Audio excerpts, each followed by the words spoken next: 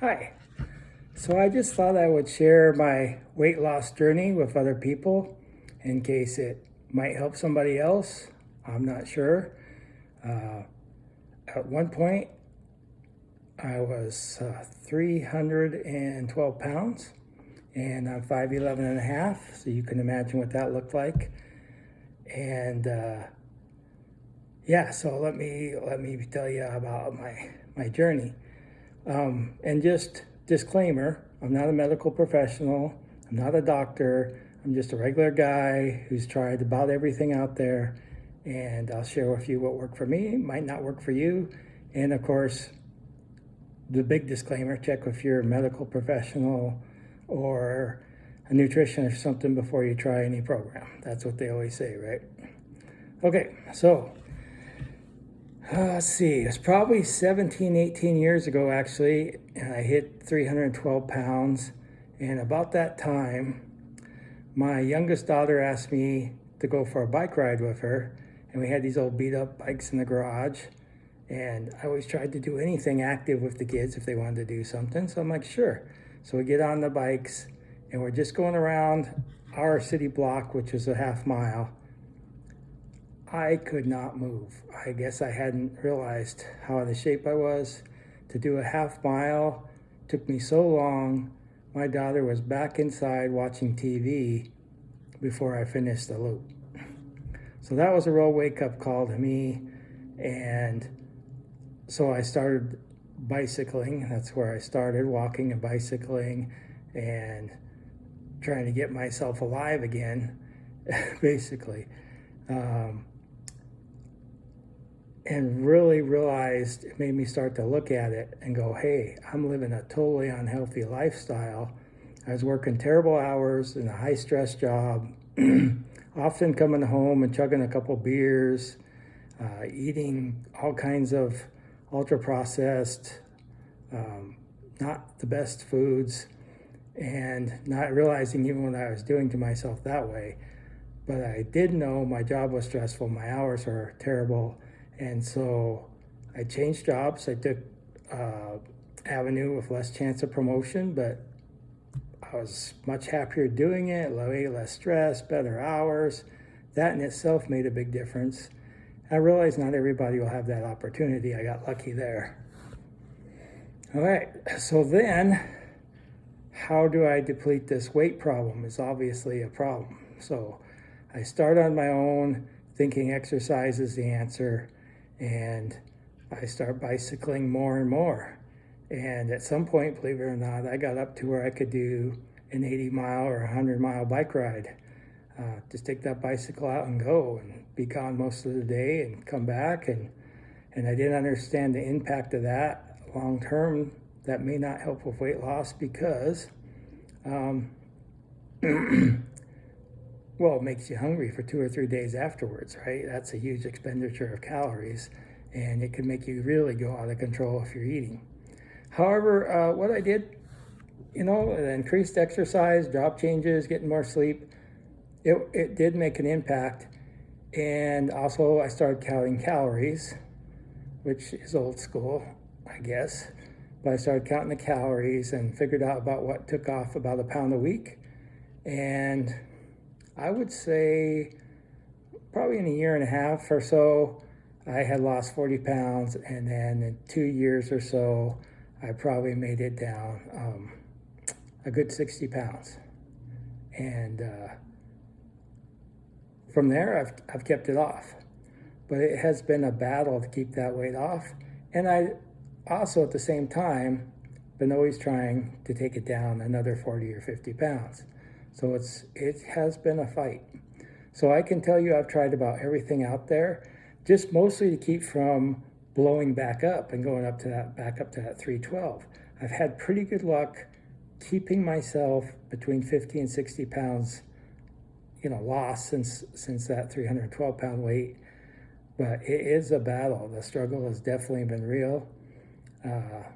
So yeah, some of the things I've tried Weight Watchers, I've tried keto, and not to disband keto, I've had 2 friends who were cyclists who did wonderful, and they've kept the weight off for years, and it worked for them, and their health numbers are great. and things like that. But we are all built a little bit differently. So yeah, that's most of it. So I didn't realize effects of exercise and that they actually make you hungrier. And if you're not eating perfectly balanced meals, that it just is going to be a constant struggle. It just keeps, you take it off, put it on, and yeah. So I did get really into bicycling. I will say I've had some great adventures, and that really has changed my life. And even though I've been overweight, I don't know where my health numbers were when I hit 312, but I do know that, since I started taking care of myself, my blood pressures, I don't need any prescription. My cholesterol, same thing. I think I just burned it out in all the cardio. Even though my family has a genetic disposition to maybe having higher cholesterol and blood pressure, that exercise, I think, has made a profound difference. Okay, so that was it. Beginning strategy 1, calories in, calories out, try and lose about a pound a week. After that, I hit that plateau. I try everything I could find out there. Usually able to knock the 10 pounds I'd gained back down, maybe stabilize for a while, go back up again, and just yo-yoing around 250, 240 pounds, somewhere in there. And yeah, that's been years of that. So I think finally the light turned on, and thanks to my wife, I realized what I believe. It's maybe too early to say. I'm only 80 some days into this as of this recording, is to go crazy, what seems socially crazy, and cut out any foods with added sugar, cut out any foods with flour, cut out ultra-processed foods as much as possible. They do sneak up on you when you don't expect it. For example, I bought some mixed nuts. I thought the contents were just mixed nuts, no salt. And I get home and I'm reading the label, and the very last thing in there is peanut oil, which is one of the processed oils I've been trying to avoid. I'm sure there's not that much in there, but you get my point. This stuff snuck in there, and it really is a battle to try and eat very clean foods. So let's talk about that. So 80 some days journey, I'm down 20 more pounds. I've been here once before in the last 20 years at this current weight. And it was at the time, 2020, when the pandemic hit. My wife and I both tried being vegans for a few months and had really good results. The difference between that and this was on vegan, I was very weak. My wife seemed to be doing fine, but I don't believe I'd researched enough about vegetable proteins, and I don't think I was getting enough protein for a person my size, and I was just exhausted and not feeling good, even at a nice weight. Under the current plan, no added sugar, no flour, no ultra-processed foods, I've felt very energetic, way more energy, and I can't even believe how much difference my clothes fit, because I have lost weight before, but my clothes didn't change as much as this. This is kind of an amazing thing so far. So our battle plan is to keep going with this to 100 days. That is the challenge I've been throwing out there to people to try. And from there, we got Christmas and stuff coming up, so we're going to try and follow it more loosely. And then come January, try and do another 100 days. At least that's what we've talked about so far.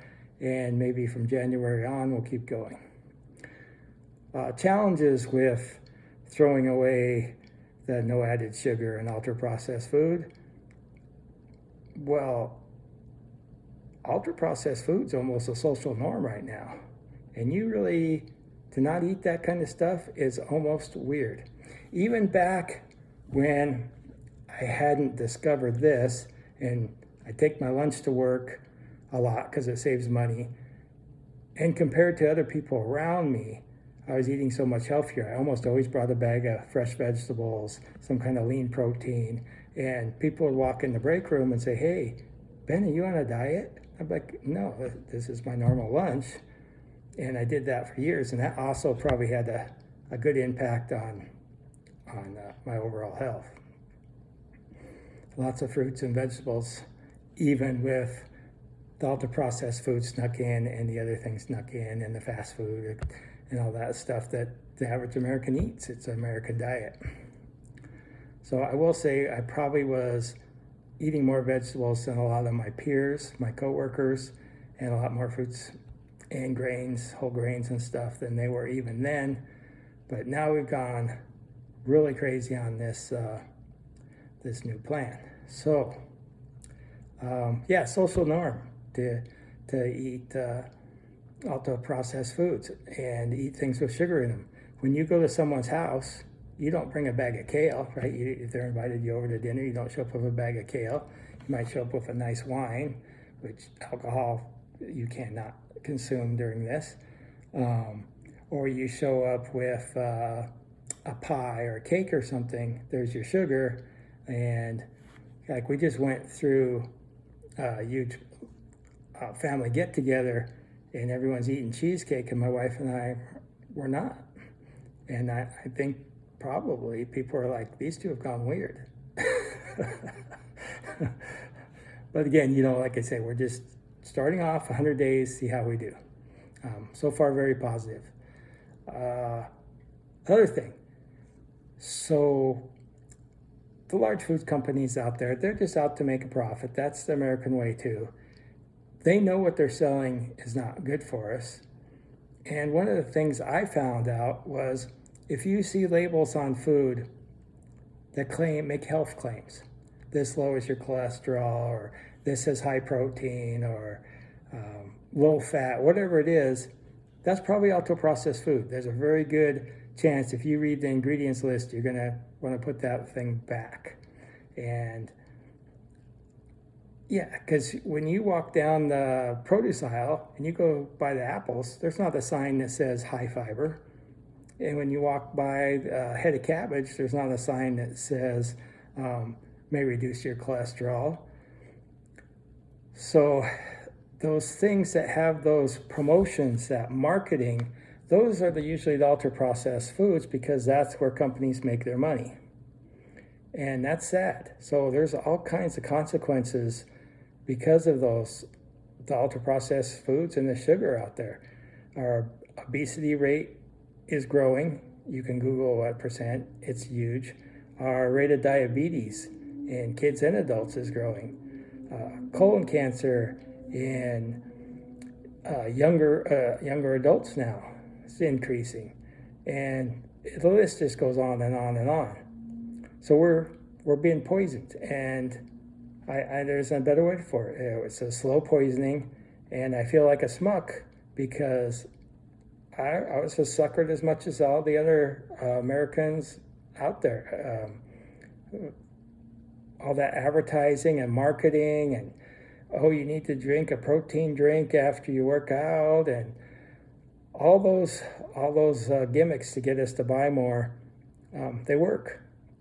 And just the example I gave in another video, my wife and I were watching regular TV one night, and commercials come on, and the first one is for a fast food place. The second one's for like a pizza place. Another one's for some other pizza or something. 4 advertisements for food in a row, followed by an advertisement for the weight loss shot. None of this stuff makes any sense, you know? Yeah. So I guess one thing I'm really proud of, and you got to assess yourself. I'm proud I haven't had to have any, like stomach surgery. I managed to keep this battle going on my own, and I haven't had to succumb to taking any kind of medications, shots, or otherwise. I'm just trying to do natural. I do think there is a need for that, especially if you get past a certain point of obesity or health risk. You got to weigh the risk, though, because Big Farm, that stuff usually has consequences as well, especially in the long term. All right, so back to the no sugar and the ultra processed foods. It's tough because they sneak sugar in everything because they know we think it tastes good. We are genetically programmed to try and find sweet, fatty foods. And you go in a store and I'll give you an example. I was trying to find some canned beans to add to make a chili. And we're looking at the canned beans. And you wouldn't think there's sugar in the beans. Yeah. So we had to search really hard and up and down the aisle and find a can that actually didn't have added sugar. And you think that would be easy. What else was there? There's just surprises like that out there. So I just encourage people to read the labels. And the other thing that I can see would be a real difficulty is, honestly, eating fresh produce and lean protein and really watching what we eat it's expensive. Yeah, I mean, our grocery bill definitely is higher. Now, on the saving side, we're not eating as much. When you eat ultra processed foods, you tend to consume more. It's made that way. They've experimented with it. They know what we like. We know what we'll eat the fastest and the most of, because then they can sell more. It's just good capitalism at our expense, right? We're all been, victims. I hate to tell you that. So we're working on that. The bill's higher for groceries, and I can see someone on a limited income struggling with it, because you're like, wow, my groceries went up. But did they really? I mean, I think you'd have to do a real cost basis and say, yeah, I bought this box of, I don't want to pick on a certain company, but breakfast cereal. I brought this box of breakfast cereal, and it was way cheaper. And but now it's gone already because you ate 2 or 3 of what the recommended serving was, right? So are you really saving money? I'm not really sure. We should have done a cost analysis before we started.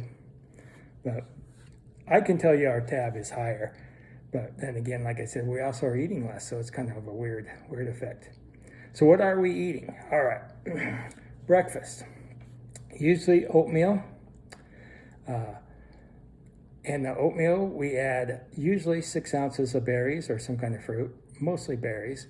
6 ounces of berries weighed on a scale is a lot of berries. So I really should call it berries with a little oatmeal, and then also we add 2 ounces of nuts. That's one standard breakfast. Another standard breakfast is Greek yogurt, no sugar added Greek yogurt, that is. Frozen fruit, I think it's the same, 6 ounces. And again, you got to watch you don't slip sugar into the frozen fruit, because that used to be more of a thing, I think. But you have to watch that. And this may sound weird to you, 2 ounces of oatmeal.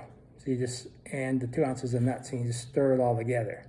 Now, at first I was like, well, that oatmeal sounds weird. It's not even cooked. It's just dry oatmeal, right?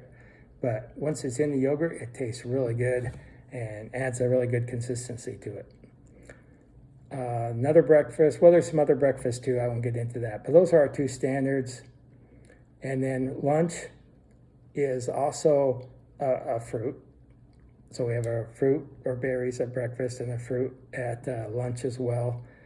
Usually about 10 ounces of vegetables and some kind of lean protein. And then dinner is, again, for me as a man, 6 ounces of lean protein. And that's usually my protein serving that my wife gives me.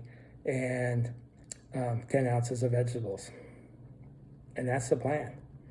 And they do say when you're doing this, the plan should be just to eat 3 square meals a day.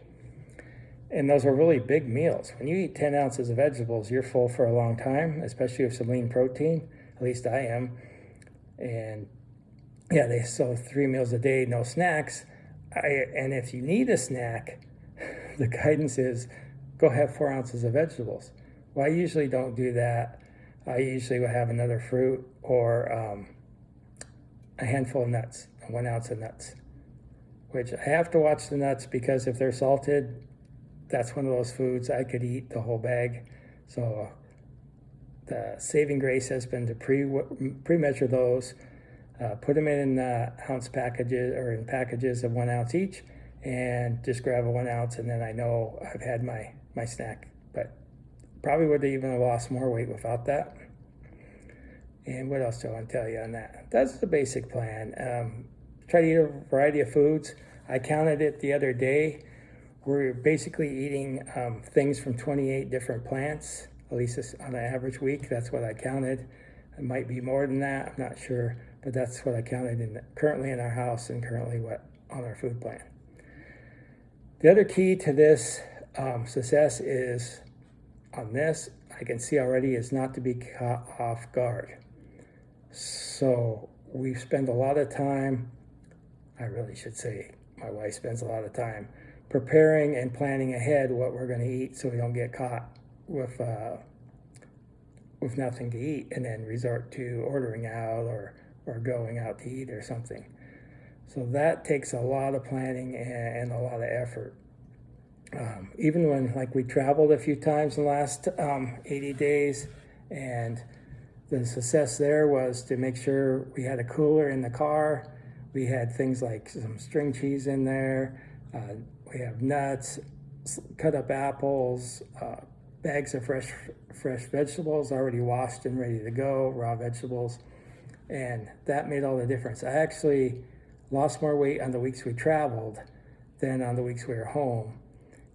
And I think that's just because we really watched it closely. And in my past, that was not the case. Traveling anywhere meant fast food and eating out and making not healthy choices. So, all right, so let's see if there's anything else of importance. I think that's pretty much it. That's where I am right now. I'm trying this no added sugar and no ultra processed foods and no flour. And the no flour thing, that has a whole explanation in itself. Probably need another video for that. But you can also, of course, Google everything. And the scary thing for me is during this 80 days, I've done a lot of YouTube research, I'll call it that. That's honestly what it is, about ultra processed foods. And it's really scary. They talk about sugar and these other processed foods being addictive. And I believe there's a lot of truth to that. And different for different people, probably. Different for what age you are. Different maybe for how long you've been eating something. And yeah, I just saw a documentary too where they were talking about how kids today are shorter than they were. They're shorter now than they were, say, 10 years ago. That the ultra-processed foods affecting our diets in so many ways. That I read another article about all the diseases it's causing. And so now I'm scared into compliance on this food plan that I probably will barely go off it at all. As much as I possibly can, I'm going to stick with it. And I'll report in. So it's working for me so far. I feel very full of energy, still doing my exercises. I'm not overdoing it because I don't want to make myself ravenous, but just, 20 minutes of cardio and maybe some weightlifting and sticking with it. And maybe I'll do another video at the end of the 100 days, or maybe I'll do another video in a year. But I encourage you to give it a try. If nothing else, you're purging your system for those 100 days of those ultra-processed poisons. They're really, literally poisons. And if you knew there was cyanide in something, you wouldn't take it every day, right? And this is the same kind of thing. There are items in our foods, or what they call foods, that we shouldn't be eating. And yeah, there's lots of videos on that. You can look that up for yourself. But that's scary stuff. And not much we can do except try and make better choices. And I encourage you to do that. If you go in the store and you buy nothing but vegetables and lean meat, maybe some dairy, your money in a way is like what you spend is voting for what the store will put in the store, right? And even though those are the items the store doesn't make as much money on, if they make money on those items at all, I'm not sure. But the real money makers are the cereal aisle, the chip aisle, the candy bar aisle. Those are the cash cows, the things that they really want to sell. And those are the things you really don't want to eat. So, yeah, we're all guilty of advertising, being affected by advertising. And I think if we all really stopped and think about it, we know a potato chip isn't good for us. We know heavily processed cookie isn't good for us. If we admit it to ourselves, we know that.